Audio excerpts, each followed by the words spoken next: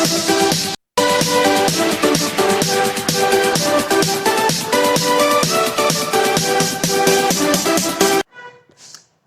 के सभी प्रशिक्षुओं को मेरा बहुत बहुत नमस्कार। स्वागत है आप सबका ज्योति क्लासेस में।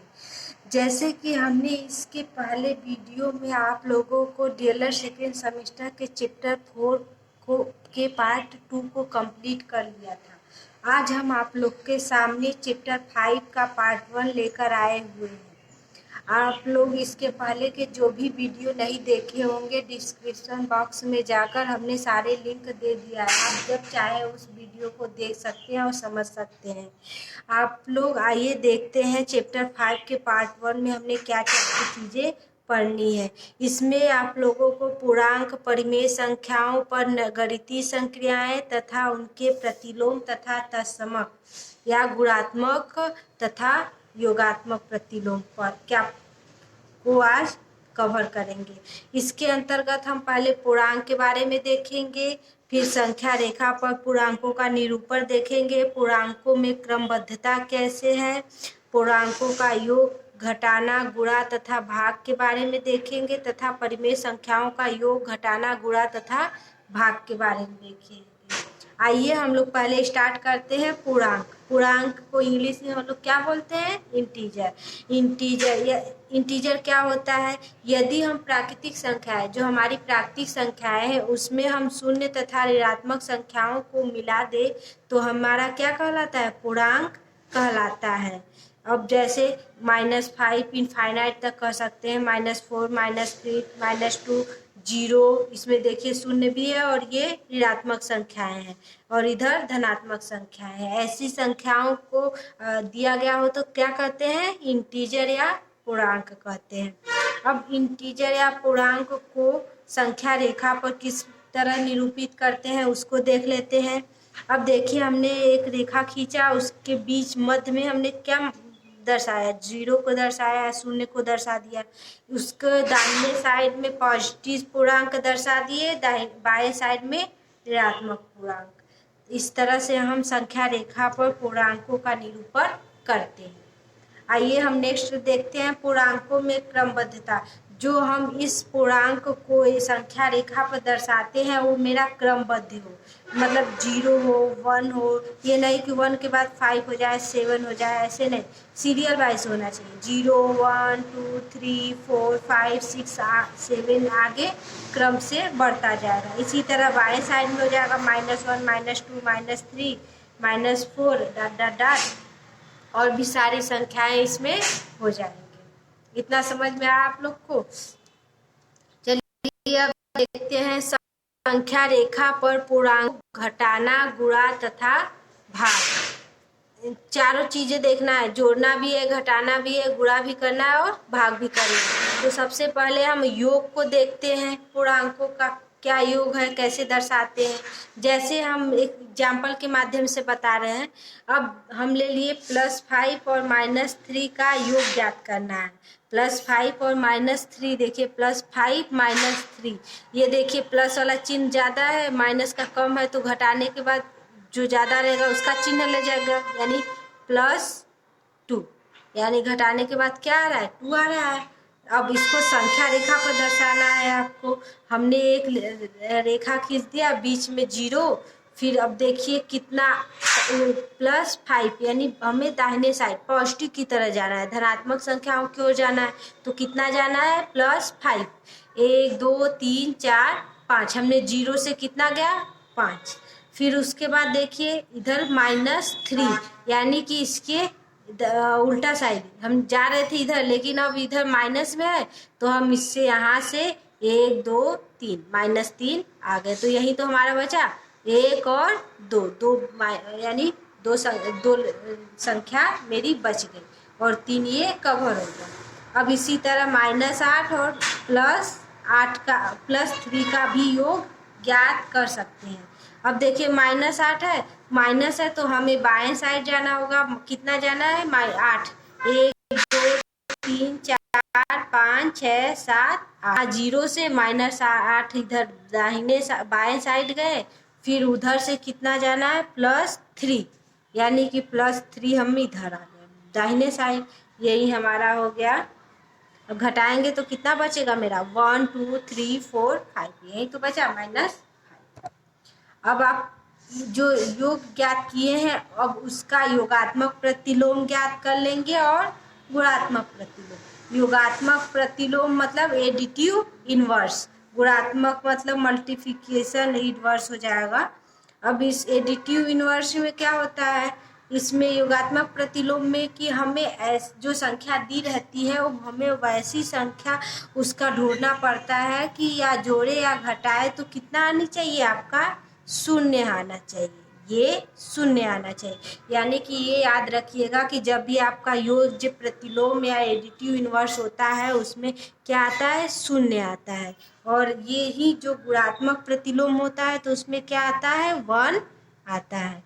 ठीक, ये दोनों चीज़ें क्लियर रखेंगे तो आप करने में आसानी होगी। अब जैसे इसके परिभाषा क्या थी कि किसी संख्या को उसी संख्या के चिन्ह के विपरीत संख्या को जोड़ने पर 0 प्राप्त होता है घटाने पर। अगर माइनस दिया है तो जोड़ने पर, प्लस दिया तो घटा। देखिए एग्जाम्पल में -5 जोड़े कि 0 हो जाए, मतलब इसका कहने का मतलब है कि -5 जो आपका दिया है इसमें क्या जोड़े कि 0 हो जाए। अगर माइनस में दिया है तो +5 उतना ही संख्या जोड़ दीजिए, आपका क्या हो जाएगा, 0 हो जाएगा। अब इसमें जैसे फिर अब क्या हो गया, -5 का योज्य प्रतिलोम -5 का योज्य प्रतिलोम +5 हो जाएगा। ठीक, अब आपका -3 का योज्य प्रतिलोम +3 हो गया। अब इसी तरह गुणात्मक प्रतिलोम में अब इसमें ऐसी कौन सी संख्या का मल्टीप्लाई करे कि ये क्या आ जाए, गुणात्मक प्रतिलोम 1 आ जाए। अब जैसे -3 का गुणात्मक प्रतिलोम क्या हो जाएगा, अब -3 है, इसमें क्या गुणा करे कि 1 आ जाए। -3 जब दिया है तो इसमें हम 1/-3 से मल्टीप्लाई कर देंगे तो कट के कितना आ जाएगा, 1 आ जाएगा। तो इसका गुणात्मक प्रतिलोम -1/3 हो जाएगा।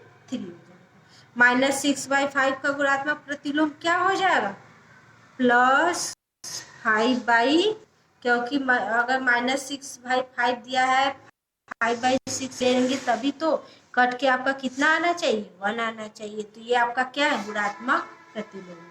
इस तरह से हम क्या ज्ञात कर लेंगे, गुणात्मक प्रतिलोम ज्ञात कर लेंगे। आइए अब देखते हैं संख्या रेखा का घटाना। जोड़ हो गया, अब घटाना देखते हैं। ठीक उसी तरह के 6 और -2 को घटाना है। अब इसी तरह संख्या रेखा बना लीजिए, उस पर पॉजिटिव नेगेटिव और 0 को दर्शा दीजिए। फिर उसके बाद अगर +6 दिया है तो पॉजिटिव की तरफ 6 जाएंगे, हमने पॉजिटिव की तरफ 6 गया। फिर जो दिया है -2 तो 2 इधर आ जाएंगे। ठीक उसी तरह है, एक ही तरह सारे क्वेश्चन हैं। आप लोग इस क्वेश्चन को करिए, बहुत आसान चैप्टर ही है आप लोगों का। डीएलएड सेकेंड सेमेस्टर का जो भी मैथ का सिलेबस है वो बहुत आसान है, वो दोनों एक दूसरे से मिलते जुलते हैं। जो फर्स्ट में पास अच्छे से पढ़ लिया समझिए वो सेकेंड में अच्छे से कर लेगा। ठीक है, आप लोग को ये वीडियो जो हम बना रहे हैं आप लोग को पसंद आएगा तो आप लोग ज़्यादा से ज़्यादा ग्रुप में शेयर कर दीजिएगा। ठीक है, जिससे सभी लोगों को इस चीज़ का लाभ मिल सके। आइए देखते हैं संख्या रेखा पर पूर्णांकों का गुणन। हम जोड़ घटाना कर लिए हैं, अब गुणा भी करेंगे। अब देखिए एग्जाम्पल हमने क्या लिया है, 3 × 4, यानी कि ये जो माइनस है हम बाहर कर 4 कर सकते हैं, इसका मल्टीप्लाई करेंगे तो -12, यानी कि हम जो संख्या रेखा दर्शाए, पहले संख्या रेखा बना दीजिए। अब संख्या रेखा पर आप देखिए क्या है, आपको निगेटिव साइड में -12 तक ले जाना पड़ेगा।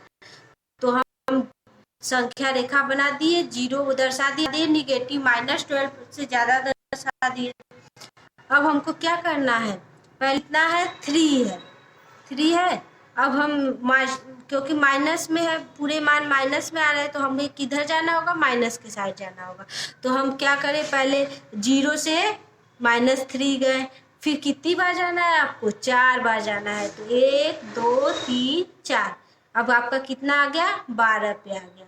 वही तो आया, मल्टीप्लाई करने पर बाद कितना आ गया, 12। ठीक है।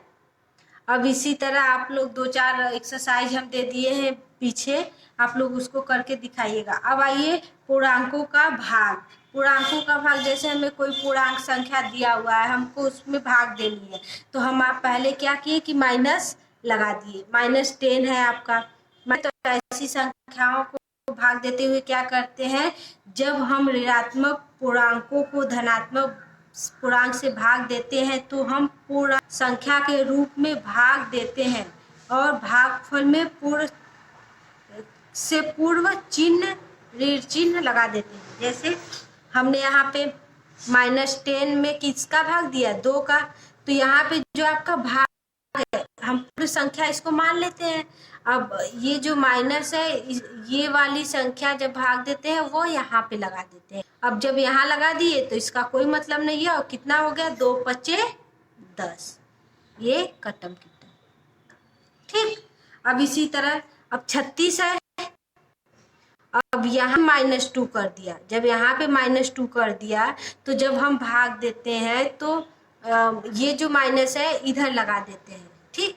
अब 2 एकम 2, 8 16, यही तो आया। ठीक है, इस तरह से हो जाएगा। अब आपका गुणात्मक तत्समक अवयव, मल्टीप्लिकेटिव आइडेंटिटी, इसमें अभी हम इसके पहले जो बताए थे, इसमें देखिए है कि इसमें एक गुणात्मक तत्समक अवयव है।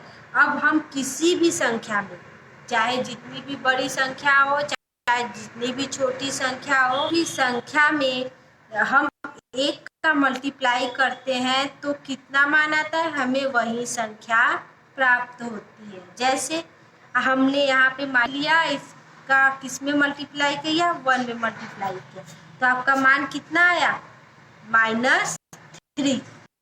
अब हम क्या किए कि -4 ले लिए, -4 का मल्टीप्लाई किस में किए, 1 में किए, तो -4 आ गया। यानी कहने का मतलब है इसका गुणात्मक तत्समक क्या है, 1 है, क्योंकि जब हम किसी भी संख्या का 1 से मल्टीप्लाई करते हैं तो हमारी संख्या वही प्राप्त होती है। यानी कह सकते हैं, नोट कर लीजिएगा, एक पूर्णांक के लिए गुणात्मक तत्समक अवयव एक ही है। ठीक है, ये जो ये पूर्णांक है आपका, इसके लिए गुणात्मक तत्समक क्या है, एक ही है। इतना समझ में आ गया आप लोगों को। चलिए अब हम एक्सरसाइज आप लोगों को दे देते हैं। इसके पार्ट 1 में आज हम लोग इतना ही देखेंगे। नेक्स्ट वीडियो जब भी हम आपका कराएंगे उसमें हम इस चैप्टर का पार्ट 2 वीडियो लेकर आएंगे। ठीक है, आइए एक्सरसाइज के बारे में देख लेते हैं। आप लोग एक्सरसाइज करिएगा, जो नहीं समझ में आएगा हमसे पूछिएगा। ठीक है, पर्सनली आप हमको करके भी व्हाट्सएप कर सकते हैं, उसको हम अगर जो इसमें मिस्टेक हो या फिर कोई गलती हो तो हम उसको आपको बता देंगे। चलिए आइए, आपका पहला एक्सरसाइज क्या है, संख्या 30/278 प्रतिलोम ज्ञात कीजिए। संख्या -19/29 का गुणात्मक प्रतिलोम ज्ञात कीजिए। अगला है निम्न प्रश्नों को हल कीजिए। ये सब जो प्रश्न है जिसमें इसमें आपको भाग देना है, गुणा करना है, इन सबको आप लोग हल करिएगा।